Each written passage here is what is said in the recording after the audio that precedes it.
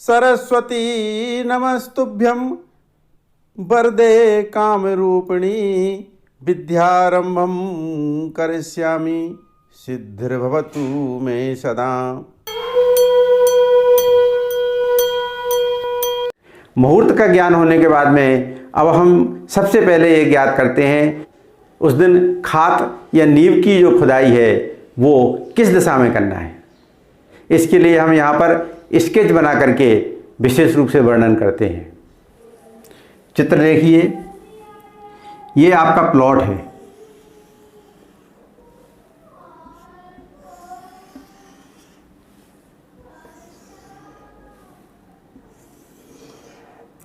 इस प्लॉट में यहाँ पर ये पूर्व दिशा है,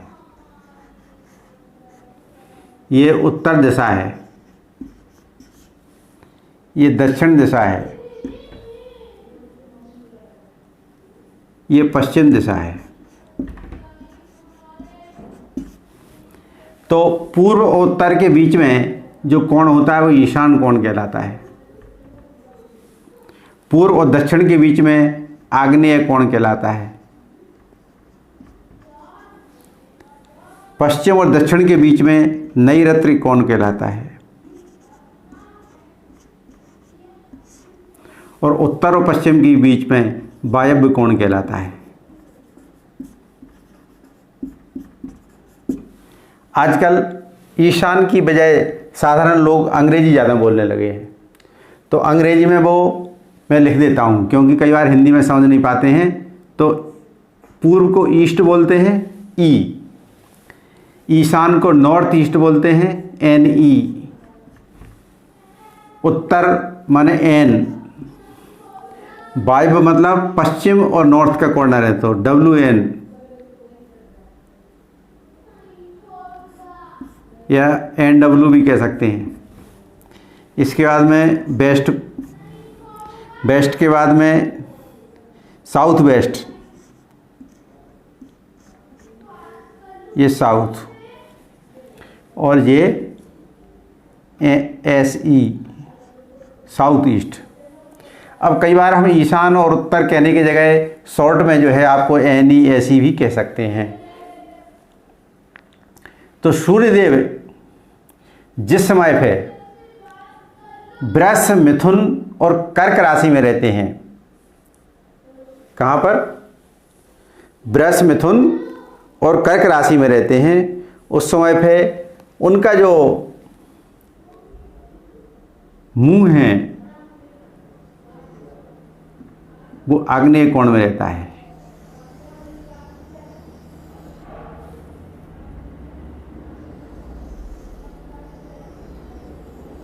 ये देखिए, ये सर्प है। तो जिस समय पे सूर्यदेव कहाँ रहते हैं? वृष, मिथुन और कर्क। यहाँ पर हमने वृष, मिथुन, कर्क को 2, 3, 4 अंक दे दिए हैं क्योंकि मेष राशि का अंक 1 है और मीन राशि का अंक 12 है। तो हमने यहाँ पे शॉर्ट में लिख दिया है कि जिस समय सूर्यदेव वृष, मिथुन और कर्क में रहते हों उस समय पे उनका जो अग्रभाग है, मुख है, वो आग्नेय में रहता है। ठीक है। तो यहाँ पर आप देख रहे हैं कि हमारे 4 कोने हैं, N E, S E, S W और एन डब्ल्यू। तो आप देख रहे हैं कि जो हमारा एस डब्ल्यू ये खाली है, तो आप जो है नींव की खुदाई कहाँ से करेंगे?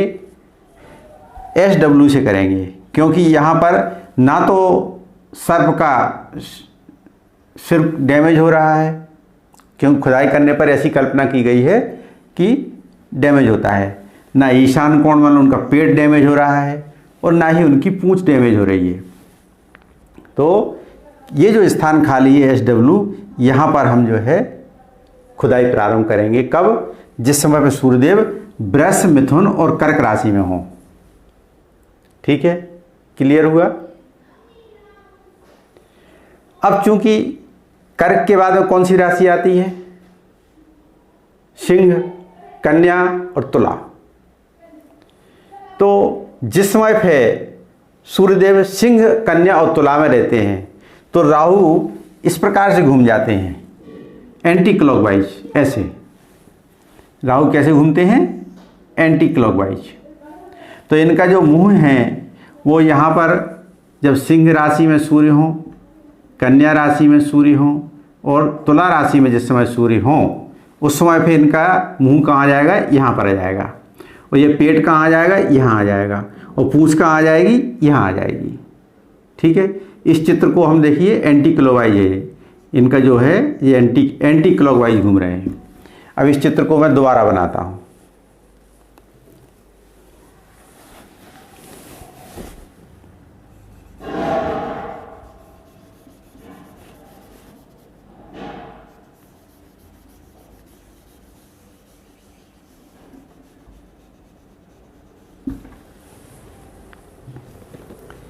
पहले यहाँ पर मुख था, अब चूंकि सिंह और कन्या तुला राशि की बात कर रहे हैं तो इनका मुख कहाँ आ गया?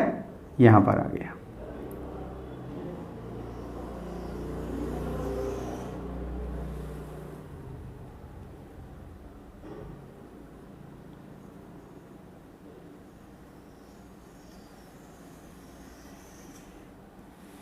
ठीक है, ये यहाँ पर मुख आ गया। तो ऐसी स्थिति में क्या हुआ? आग्नेय कोण खाली रह गया। तो जब सूर्यदेव सिंह, कन्या और तुला में हो तो आग्नेय कोण खाली होने के कारण से सबसे पहला जो गैंती का प्रहार है, यानी कि जो भी मशीन से आप गड्ढा कर रहे हैं, नींव खोद रहे हैं, उसका पहला प्रहार कहाँ पड़ना चाहिए? आग्नेय कोण में पड़ना चाहिए। ठीक है, इसी क्रम से अब चूंकि तुला के बाद में वृश्चिक, धनु और मकर, इन राशियों में यदि सूर्यदेव रहते हैं, देखिए अपन क्या चल रहे हैं? एंटी क्लॉकवाइज चल रहे हैं। तो वृश्चिक, धनु, मकर में जिस समय सूर्यदेव रहते हैं तो उस समय फिर क्या होगा? ये राहु है जो सर्प है, इसका मुंह यहाँ आ जाएगा और पेट यहाँ आ जाएगा और पूंछ कहाँ आ जाएगी? यहाँ आ जाएगी, क्योंकि ये एंटी क्लॉकवाइज चल रहे हैं। ठीक है, क्लियर हुआ? देखिए नया चित्र क्या होगा।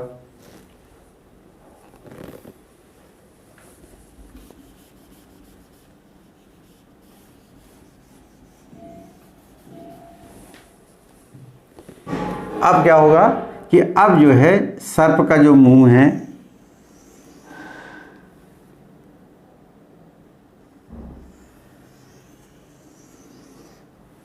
सर्प का जो मुंह है वो यहाँ आ गया और आग्नेय में पूंछ आ गई। तो अब कौन सा स्थान खाली बचा? ईशान कोण। तो जिस समय सूर्यदेव वृश्चिक, धनु और मकर राशि में चल रहे हों उस समय पे हमारे लिए ईशान कोण से खात प्रारंभ करना चाहिए। नींव का प्रारंभ खुदाई ईशान कोण से करना चाहिए। अब इसी प्रकार से फिर एक बार एंटी क्लॉकवाइज घूम जाइए। तो जिस समय पे इसके आगे, मकर के आगे कुंभ, मीन और मेष, इन कुंभ, मीन, मेष राशियों में यदि सूर्य भगवान चल रहे हों तो उस समय पे ये और एंटी क्लॉकवाइज घूम जाएंगे। तो ये पूंछ यहाँ आ जाएगी, मुख यहाँ आ जाएगा, तो जो वायव्य कोण है ये खाली रह जाएगा।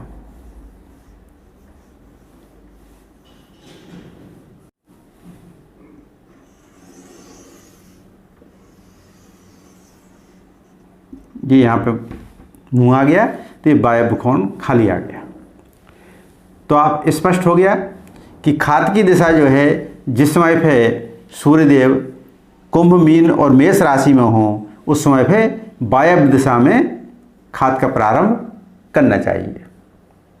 पुनः अगली कक्षा में आपको हम ग्रह आरंभ करते समय किन किन पूजन सामग्रियों की आवश्यकता होती है उसका विस्तृत वर्णन करेंगे और उन पूजन सामग्रियों में जो सबसे महत्वपूर्ण पूजन सामग्रियां हैं उनकी भी लिस्ट हम आपको पृथक से प्रदान करेंगे और उनकी क्या विशेषता है, उनकी क्या आवश्यकता है, उनका क्या महत्व है, ये भी हम आपको समझाने का प्रयास करेंगे। क्योंकि आमतौर पर सामान्य जनमानस को सही पूजा किस प्रकार से होना चाहिए इसका ज्ञान नहीं है। सामान्य तौर पर लोग क्या समझते हैं कि वहाँ पर गए 5 ईंटों को जो है हमने ऐसे चंदन अक्षत कुमकुम लगाया और इसके बाद वहाँ पर नारियल फोड़ा और प्रसाद बांटा और गेंती चला दी, यह बिल्कुल ही अनुचित है। ऐसा पूजा करने से कोई फायदा नहीं है, क्योंकि ईंट को ही पूजना है तो ईंट को तो आप कभी भी पूज सकते हो। वास्तव में वहाँ पर वास्तु देवता निवास करते हैं, उनको जागृत करना है, क्योंकि आप जिस मकान में रहने जा रहे हैं वो वहाँ ऊर्जा का केंद्र होना चाहिए। ऐसा ना हो कि आपकी ऊर्जा को ही वो मकान खा जाए, आप कुछ सोचते रह जाएं, कर कुछ ना पाएं, बल्कि आप सोचें कम करें ज़्यादा। ऐसी ऊर्जा आपको आवश्यकता है, तभी आप आगे बढ़ पाएंगे। इसके लिए ज़रूरी है कि वहाँ 45 देवताओं की विधिवत पूजा हो और ऊर्जा के जो भी वहाँ केंद्र हैं वो पूर्णतः जागृत हों। ये बहुत पहली प्राथमिकता है जिसको लोग निगलेक्ट कर रहे हैं, और इसी कारण से लाखों रुपए खर्च करने के बावजूद भी मकान में सुखी नहीं है। इसी संबंध में हम अगला वीडियो रखेंगे। तब तक लिए जयराम जी की नमस्कार।